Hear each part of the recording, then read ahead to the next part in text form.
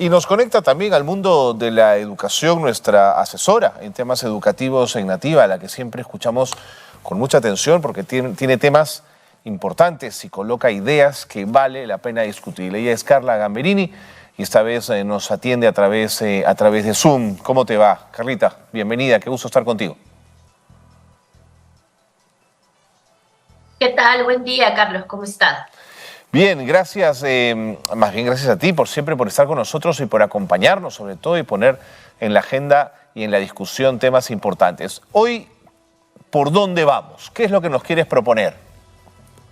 Hoy vamos a hablar de un caso que ha conmocionado la semana pasada, varios días en realidad creo, al ámbito escolar principalmente, que es este caso muy preocupante de los niños, bueno, de los adolescentes de un colegio privado que usaron la inteligencia artificial para falsificar o adulterar fotos de sus compañeras menores de edad y las vendían como material pornográfico.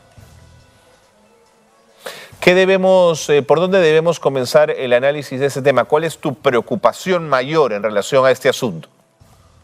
Creo que es un caso importante de resaltar porque combina dos elementos, ¿no? Entonces, las posiciones que han salido en realidad ha sido: se necesitan medidas más estrictas para tratar este tipo de casos en el colegio, lo cual es completamente cierto, pero lo otro que ha salido es echarle la culpa directamente a la tecnología y decir, lo que se necesita es prohibir los celulares, lo que se necesita es prohibir estos elementos porque esos son los contaminantes. Y en realidad no va por ahí, y por eso quería hoy dar el espacio, además considerando que durante la semana han incrementado los casos de víctimas de esta particular acción en ese colegio, considerar cuáles son las claves bajo las cuales deberíamos leerlo desde la mirada de cómo no simplemente tener acciones para actuar después, sino para prevenir.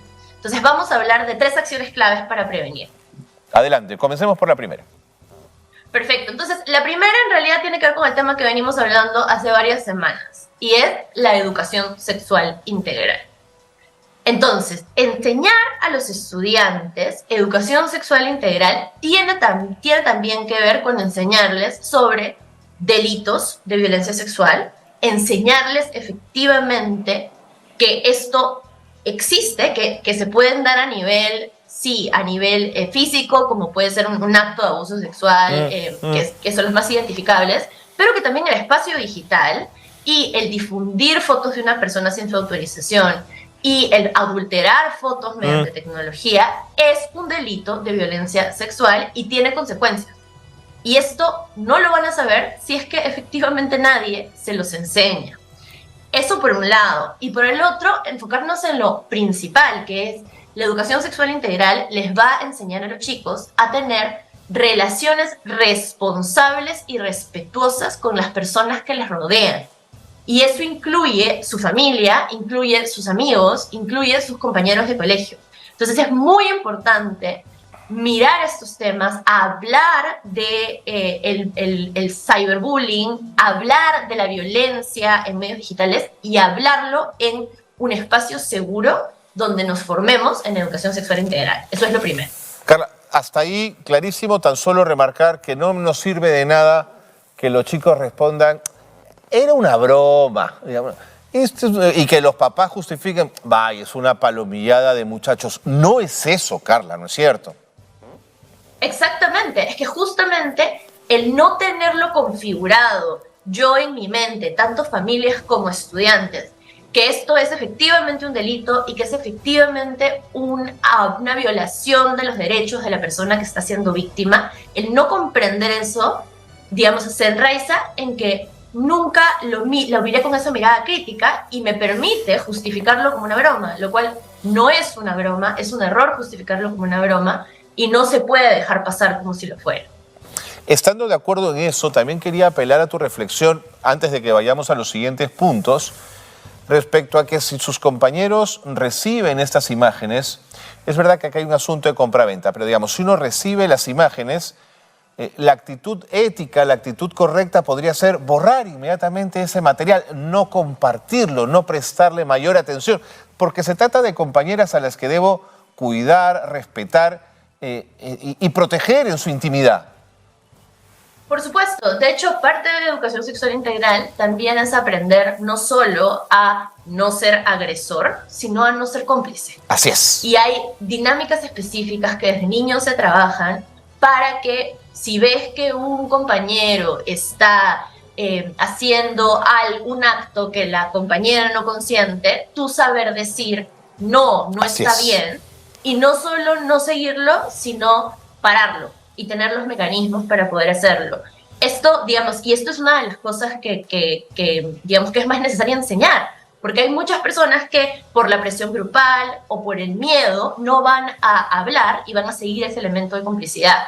Entonces, en este caso, claro, en un proceso de compra-venta es un poco diferente, pero sí, esto también se trata de la educación sexual integral, a enseñar a diferenciarte del grupo y a no ser cómplice de las agresiones. Correcto.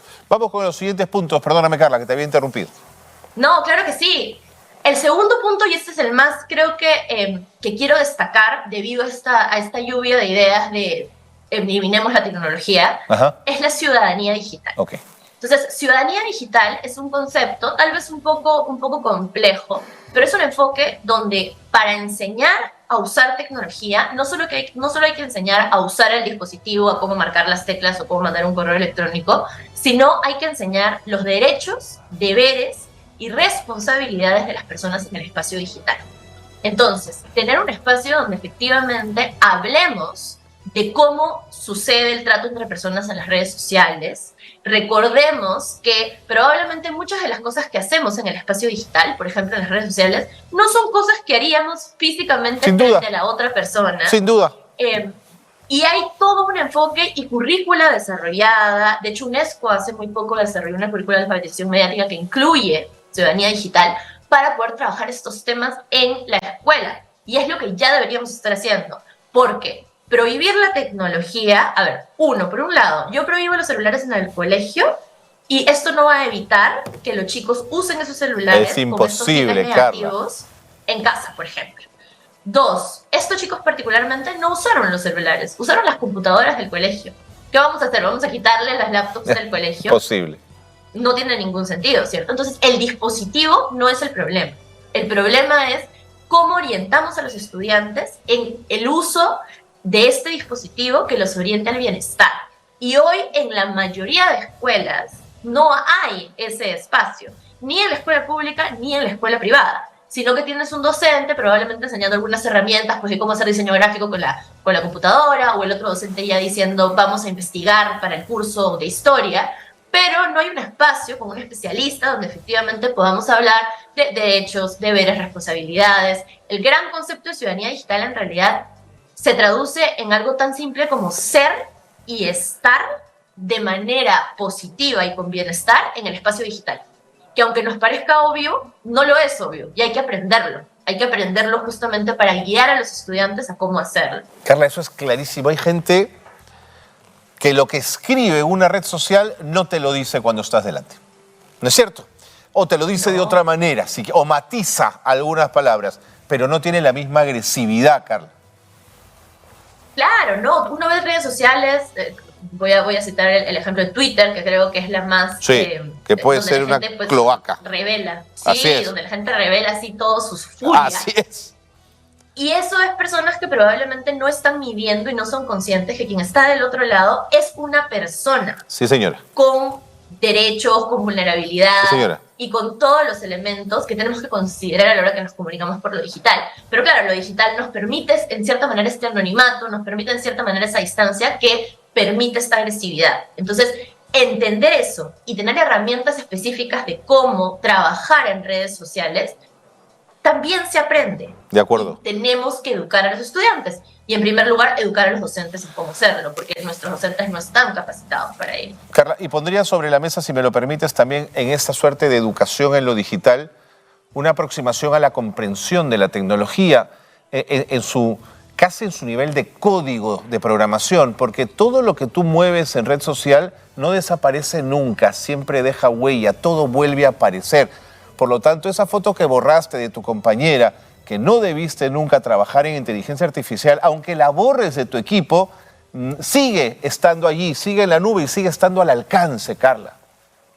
Eso es muy importante. De hecho, uno de los elementos de ciudadanía digital es aprender qué es la identidad digital y aprender de que todas las fotos, todos los textos y todo lo que tú construyes digitalmente que se vincula a ti será siempre parte de tu identidad digital, de esa huella que dejas ahí. Así es. Entonces, si alguien efectivamente usa tus fotos, como ha sido en este caso, deja parte de una huella digital que es casi imposible, como lo dices, borrar al 100%. Entonces, están perjudicando a estas personas de manera permanente. Es un problema. Sí.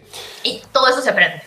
Y el último elemento, para terminar, que creo que es bien importante también, es brindar las herramientas y los mecanismos a los docentes. Entonces, tenemos un colegio en el que, por ejemplo, en este caso, se quejan las estudiantes que afortunadamente tenían la capacidad de identificar que estaban siendo agredidas y se quejaron. Y tuvimos un colegio donde efectivamente los mecanismos no estaban claros de cómo atender un tema así. Y es por eso que esto salta, porque las chicas hacen efectivamente una protesta porque nadie las estaba atendiendo como se debería. Y esto no es el caso exclusivo de un colegio, sino es el caso de una normativa en la que no está clara cuáles son los mecanismos de atención de esto, en la que depende mucho de cómo es el sistema interno de cada colegio, porque efectivamente como órgano rector no hay mucha claridad en este proceso de denuncia y de sanción, y donde no hay herramientas para que docentes, tutores, psicólogos del colegio, si es que hubiera, puedan apoyar el proceso. Entonces, falta consolidar esto a nivel de política. Entonces, si bien sí, pues hay como cómo atender un caso de bullying, estos son temas muy específicos de agresión en redes sociales, de agresión que bordea el abuso sexual. Entonces, hay, digamos, son tipificaciones específicas que no está claro ese proceso. Hoy, por ejemplo, el Ministerio de Educación tiene esta portal CITV, donde hay que reportar todos estos casos, pero ya, del reporte de la atención, hay una brecha enorme de proceso que no está siendo activo. Entonces, tal vez la competencia hay que mirarla mucho más adentro de la escuela, ver como proceso de la escuela qué se podría hacer, qué se va a hacer luego para que efectivamente estas víctimas permanezcan seguras y no tengan que permanecer presentes con los agresores, qué se va a hacer con los agresores que finalmente son estudiantes menores de edad que tienen un derecho a la educación. Entonces, todo ello tiene que ser trabajado, tiene que ser explicitado para que no vuelva a suceder y que si es que sucede, se tengan caminos claros para tomar acción desde los docentes. Pero fíjate, Carla, escuchándote pensaba, sí, una estrategia puede ser dentro de la escuela separar a estos chicos en otros salones donde no estén las compañeras agredidas. Pero también podrías trabajar una suerte de no. Te quedas en el salón, pides las disculpas necesarias, pero además se puede producir una asamblea, un encuentro amplio con opiniones de todos en el salón para que los agresores también escuchen las opiniones recriminadoras, señaladoras, de desacuerdo, quiero decir, de sus compañeros frente a una acción. ¿Qué piensas de eso o estoy siendo muy severo? En realidad pienso que aquí lo más importante es cuidar a las víctimas. Entonces, cualquier espacio que pueda llevar a la víctima a una revictimización, como por ejemplo un espacio, a veces los espacios de diálogo pueden ser muy positivos, pero a veces también pueden llevar a la víctima a una revictimización, de volver a vivir la experiencia de el abuso al cual han sido cometidas, ¿no? Entonces, yo creo que es muy importante trabajar esto desde varias miradas, y por eso es tan importante lo que has dicho, ¿no? Desde la mirada de una conciliación de un colectivo, pero desde la mirada también de la protección psicológica, física y mental de la mujer adolescente que ha sido víctima. Clarísimo. Y por supuesto no podemos olvidar que en este caso el agresor ha sido un estudiante, entonces también hay que ver cómo garantizar su derecho a la educación, pero sin que lo otro sea menos, ¿no? Entonces, por eso es complejo, no creo que ahorita podamos tener como una respuesta. Por supuesto, por supuesto. En otros espacios lo que a veces se puede haber hecho es separarlo un tiempo, un tiempo considerable, ¿no? 2 semanas de suspensión, pero trabajar con las víctimas de manera muy clara el tema psicológico y, digamos, y luego recién hacer, juntarlos de nuevo y no en la misma clase. Pero entonces es bien complejo porque luego si se ponen en otra clase, ¿qué te garantiza que no lo van a hacer? Por eso es que las medidas de prevención tienen que siempre venir de la mano. Entonces no es solamente ya la sanción al agresor, sino cómo prevengo para que esto no vuelva a pasar en mi colegio. Clarísimo, clarísimo. Carla, muchas gracias. Gracias siempre por estar con nosotros en Nativa, por esa mirada amplia del tema educativo. Gracias por haber estado con nosotros. Gracias a ti, Carlos. Nos vemos. Buen Ahí día. estaba Carla Gamberini, asesora en temas educativos de Nativa, que pone sobre la mesa un tema de discusión. Fíjense cómo pueden haber varias miradas, pero Carla dice bien, primero la víctima, protección a la víctima, ¿no es cierto? Darle todo lo que necesite para resarcir de alguna manera el daño cometido. Interesante siempre, Carla Gamberini, asesora en temas educativos de Nativa.